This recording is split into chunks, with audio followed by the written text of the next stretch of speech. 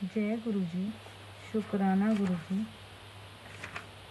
आज हम शिव महापुराण भाषा का षष्ठ कैलाश संहिता का 11वां अध्याय पढ़ने जा रहे हैं। वामदेव द्वारा ब्रह्मा निरूपण। ओम नमः शिवाय, शिव जी सदा सहाय। ओम नमः शिवाय, गुरु जी सदा सहाय। ओम नमः शिवाय, शिव जी सदा सहाय। ओम नमः शिवाय, गुरु जी सदा सहाय। ओम नमः शिवाय, शिव जी सदा सहाय। ओम नमः शिवाय, गुरु जी सदा सहाय। ओम नमः शिवाय, शिव जी सदा सहाय। ओम नमः शिवाय, गुरु जी सदा। जय गुरु जी, शुक्राना गुरु जी। अनंतम अनंतम शुक्राना।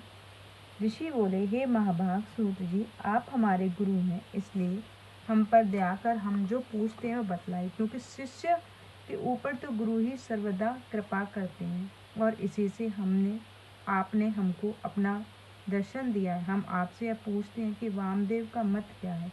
इसी को सुनने से हमारी बड़ी इच्छा है। तब उनके यह वचन सुनकर गुरु को परम गुरु महादेव जी को त्रिलोक जननी के भक्ति पूर्वक नमस्कार कर रोमांचित शरीर हो सूर्य मुनियों को प्रसन्न करते हुए इस प्रकार गंभीर वाणी से बोले, मुनिया आपका मंगल हो। आपका सर्वदा सुखी रहें, क्योंकि आप आपकी सबकी मति सर्वदा सर्वभक्ति में तत्पर है। आज के बहुत पहले जो विचित्र वार्ता मैंने अपने गुरुमुख से सुनी है, वही मैं आप सब शिव भक्तों के समक्ष कहता हूँ।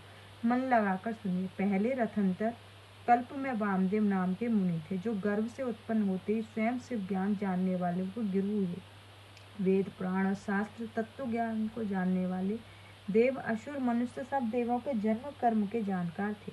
वे सब शरीर में भस्म लगाए जटा मंडल से मंडित, निराशय, इच्छा रहित, निर्द्वंद और अहंकार रहित थे। वे सर्वदा दिगंबर महाज्ञानी और दूसरे शिव के समान अपने चरणों को स्पर्श से पृथ्वी को पवित्र करते हुए इधर उधर विचरते परम धाम ब्रह्मा में लीन रहा करते थे। उन्होंने एक समय मेरु के दक्षिण कुमार शिखर पर जाकर स्कंद जी से भेंट किया, जहाँ स्कंद नामक सागर के समान एक सरोवर है, जिसका जल ठंडा और बड़ा स्वादिष्ट है।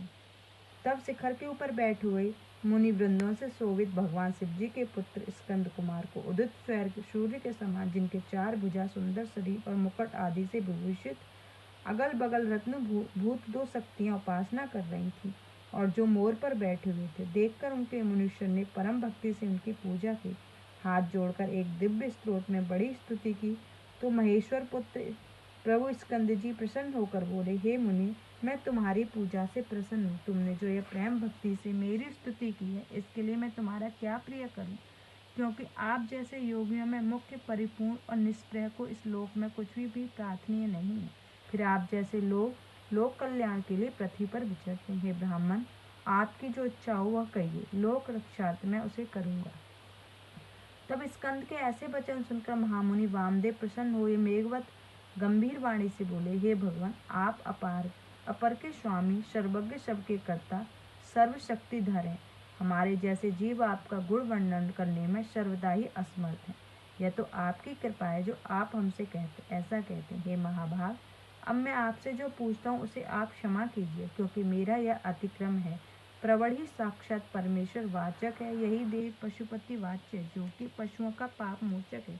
यदि शिव जी को प्रवण के द्वारा बुलाया जाता है तो वे क्षण मात्र में पाप दूर कर देते हैं। इस प्रकार प्रवण उपासना तो ही पाप मोचक हुई है। प्रवण को तो वाचकता सिद्ध हुई। ओमकार ही तो शिव स्वरूप है और इति सर्व तो ही इस प्रकार सबकी श्रुति ब्रह्मा स्वरूप है। देवताओं के पति आपको नमस्कार है। आप ही पतियों के पति और परिपूर्ण है, अतः आपको नमस्कार है। हे सेनापति, हमारा विचार से जगत की स्थिति में शिव के सिवाय दूसरा कोई नहीं है। सर्वव्यापक स्वामी महेश्वरी सब रूप धरने वाले। हमने सुना है कि समष्टि और व्यष्टि के भाव से सब कुछ प्रवण आर्थी है। इति शिव महापुराण षष्ठ कैलाश संहिता का 11वां अध्याय समाप्त। जय गुरु जी, शुक्राना।